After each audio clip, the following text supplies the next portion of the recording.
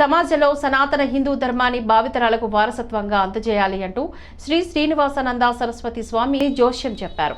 అనకాపల్లి జిల్లా సభవరం మండలం ఆదిరెడ్డిపాలెంలో శ్రీ చిన్నస్వామి 6వ ఆరాధనా దినోత్సవంలో ఆయన ముఖ్య అతిథిగా పాల్గొన్నారు. ఈ సందర్భంగా ఆయన మాట్లాడుతూ పాశ్చాత్య నాగరికత ముసుగులోని సనాతన హిందూ ధర్మాన్ని విస్మరిస్తున్నారని ఆవేదన వ్యక్తం చేశారు.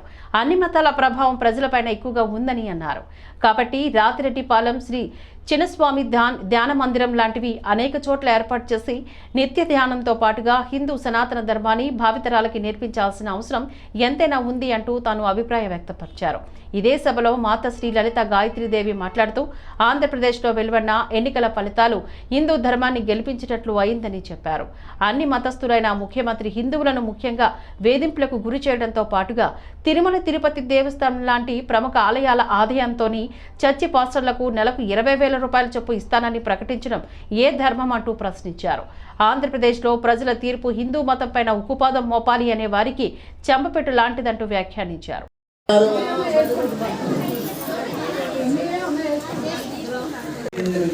స్వామీజీలందరికీ శ్రీ గురుభ్యో నమః.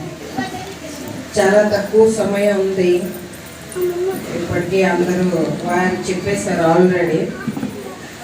అయితే ఈరోజు ఈ సద్గురు స్వామీజీ సమాధి ఆరాధనకి ఎంతమంది స్వామీజీలు అయితే మనం తెచ్చుకోలేకపోయాం. శ్రీనివాసానంద గారు గత 3 ఏళ్ల క్రితం స్వామీజీ గారు పరివారం సుమారు 4 వచ్చారు. ఇవాళ అయితే సుమారు 7,000 మంది వచ్చేస్తారు. ఇదంతా గురువుల యొక్క అనుగ్రహం, వారి యొక్క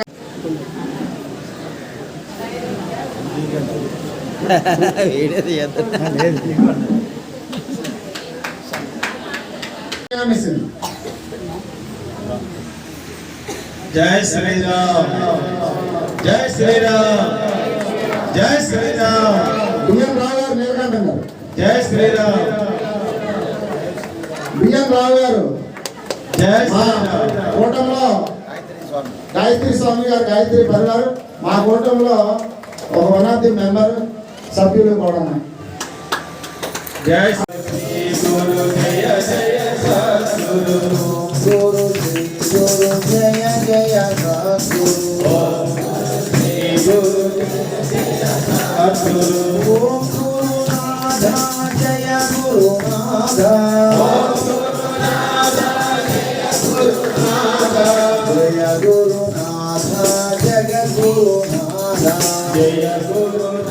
సాక్షిగా ప్రతి తల్లిదండ్రులు విధిగా సమయాన్ని వెచ్చించి పిల్లల కోసం మన రామాయణ, భారత, భాగవత గ్రంథాలు గొప్పతనాన్ని, వాటి విలువలని మన బిడ్డలకి ఈ ఇంగ్లీష్ చదువులతో పాటుగా మన సంస్కృతాన్ని కూడా మనం చెప్పగలిగి వారిని మనం తయారు చేసుకుంటే రాబోయే తరాలలో మనం కట్టిన గురువులు నిలబడతాయి, మన ఆశ్రమాలు నిలబడతాయి, మీరు సంపాదించినటువంటి ఆస్తులు నిలబడతాయి, ఈ భారతదేశంలో మన పుణ్యక్షేత్రాలు నిలబడతాయి. లేకపోతే ఇవన్నీ కొట్టుకుపోతాయి, సంస్కారాలు మన బిడ్డలకు ఇవ్వకపోతే. కాబట్టి ఎక్కడెక్కడ ఏ ఏ దేశాలలో చూస్తే రోమ్ నాగరికత చిన్న భిన్నం అయిపోయింది, ఐరోపా నాగరికత చిన్న భిన్నం అయిపోయింది, మెసపటోనియా నాగరికత చిన్న భిన్నం అయిపోయింది, బాబిలోనియా నాగరికత చిన్న భిన్నం అయిపోయింది, రోమ్ నాగరికత, చాలా నాగరికత, సుమేరియా నాగరికత, ఇవన్నీ ఎందుకు కనుమరుగైపోయాయంటే ఆ రోజు పిల్లలకి సంస్కారాలు ఇవ్వకపోవడం, వారి చారిత్రక వైపు. 6వ ఆరాధన కార్యక్రమంలో భాగంగా ఈరోజు మాతాజీ గారు, స్వామీజీ గారు మేమందరం కోరుకునేది మన ఋషి పరంపర, మన గురు పరంపర ఏదైతే మనకి ఈ సనాతన ధర్మాన్ని ఇచ్చారో దాన్ని కాపాడుకోవాల్సిన బాధ్యత ప్రతి హిందువు పైన ఉన్నది.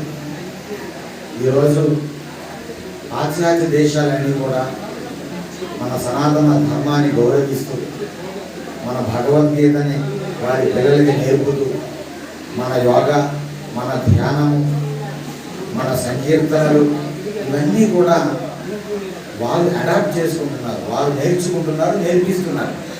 కానీ దురదృష్టం, ఈ దేశంలో మన భరత భూమిలో పుట్టినటువంటి ఈ గొప్ప విలువైనటువంటి ఈ సారస్వతాన్ని మనం కోల్పోతున్నాం. మన సంస్కృతి సాంప్రదాయాల్ని మనం విడిచిపెట్టేస్తున్నాం. ఇది సమాజానికి చాలా ప్రమాదకరం. ఈ హిందూ సమాజం బ్రతకాలంటే, భారతదేశంలో ప్రతి ఒక్కరూ ఆనందంగా ఉండాలంటే ప్రతి కుటుంబీకులు కూడా తప్పనిసరిగా వారి పిల్లలకి సంస్కారాలు ఇవ్వాలి. డబ్బులు ఇవ్వడం, బైకులు ఇవ్వడం, కార్లు ఇవ్వడం, వారికి రకరకాల సౌకర్యాలు ఇవ్వడం మాత్రమే కాదు, వారికి సంస్కారాలు ఇవ్వండి, క్యారెక్టర్ ఇవ్వండి. ఆ సంస్కారం